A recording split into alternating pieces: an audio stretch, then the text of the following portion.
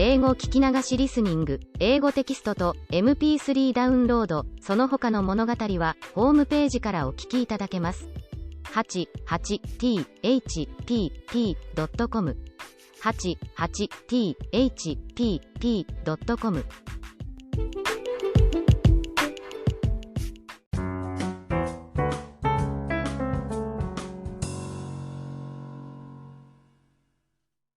The Bremen Town Musicians.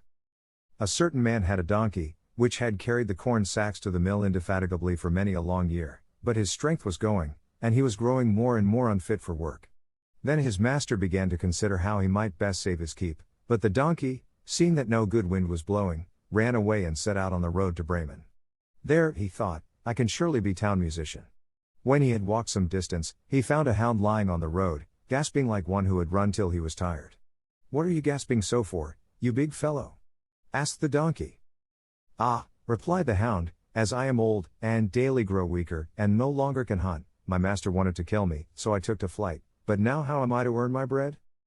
"I tell you what," said the donkey, "I am going to Bremen, and shall be town musician there. Go with me and engage yourself also as a musician.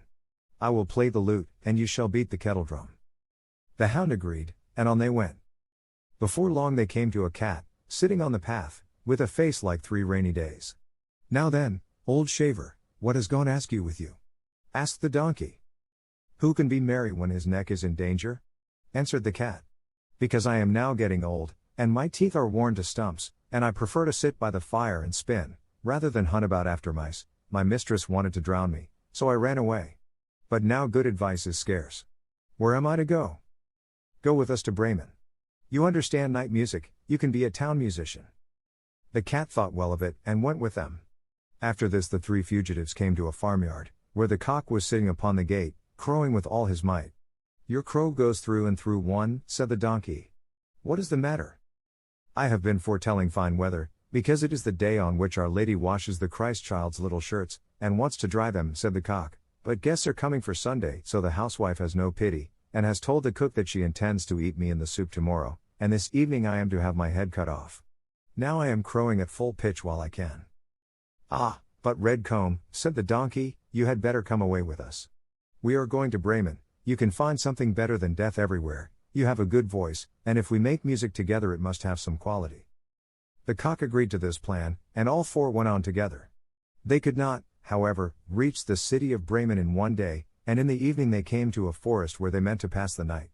The donkey and the hound laid themselves down under a large tree, the cat and the cock settled themselves in the branches, but the cock flew right to the top, where he was most safe. Before he went to sleep he looked round on all 4 sides, and thought he saw in the distance a little spark burning, so he called out to his companions that there must be a house not far off, for he saw a light. The donkey said, "If so, we had better get up and go on, for the shelter here is bad." The hound thought that a few bones with some meat on would do him good too. So they made their way to the place where the light was, and soon saw it shine brighter and grow larger, until they came to a well-lighted robber's house.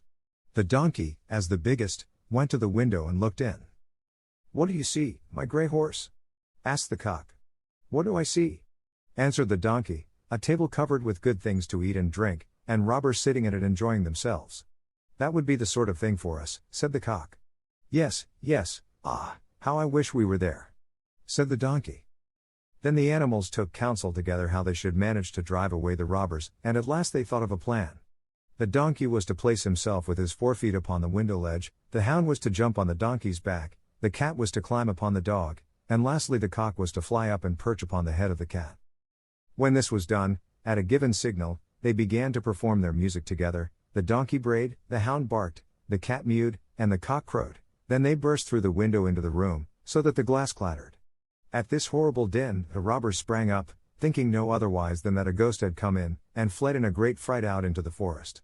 The 4 companions now sat down at the table, well content with what was left, and ate as if they were going to fast for a month. As soon as the 4 minstrels had done, they put out the light, and each sought for himself a sleeping place according to his nature and to what suited him. The donkey laid himself down upon some straw in the yard, the hound behind the door, the cat upon the hearth near the warm ashes, and the cock perched himself upon a beam of the roof, and being tired from their long walk, they soon went to sleep. When it was past midnight, and the robbers saw from afar that the light was no longer burning in their house, and all appeared quiet. The captain said, "We ought not to have let ourselves be frightened out of our wits," and ordered one of them to go and examine the house. The messenger, finding all still, went into the kitchen to light a candle, and, taking the glistening fiery eyes of the cat for live coals, he held a lucifer match to them to light it. But the cat did not understand the joke, and flew in his face, spitting and scratching. He was dreadfully frightened, and ran to the back door, but the dog, who lay there, sprang up and bit his leg, and as he ran across the yard by the straw heap, the donkey gave him a smart kick with its hind foot. The cock, too, who had been awakened by the noise, and had become lively, cried down from the beam, "Cock-a-doodle-doo." Then the robber ran back as fast as he could to his captain, and said, "Ah, there is a horrible witch sitting in the house, who spat on me and scratched my face with her long claws, and by the door stands a man with a knife, who stabbed me in the leg, and in the yard there lies a black monster, who beat me with a wooden club, and above, upon the roof, sits the judge, who called out, 'Bring the rogue here to me.' So I got away as well as I could." After this the robbers did not trust themselves in the house again, but it suited the 4 musicians of Bremen so well that they did not care to leave it any more. And the mouth of him who last told this story is still warm.